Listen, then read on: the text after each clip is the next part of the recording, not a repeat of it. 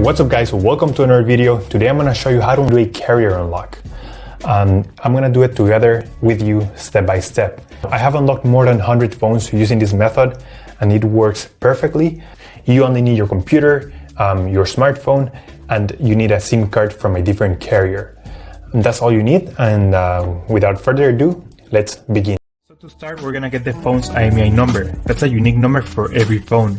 So to get it, simply dial *#06#.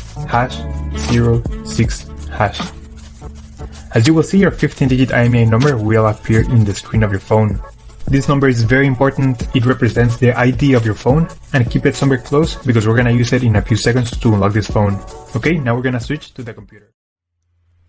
And in this website, we will request the unlock code to unlock this phone or any other phone you want to unlock.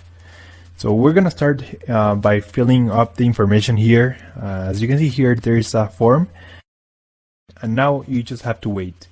You have to wait until they send you your unlock code. This may take 5 minutes and up to 3 or 10 business days. It depends on every brand.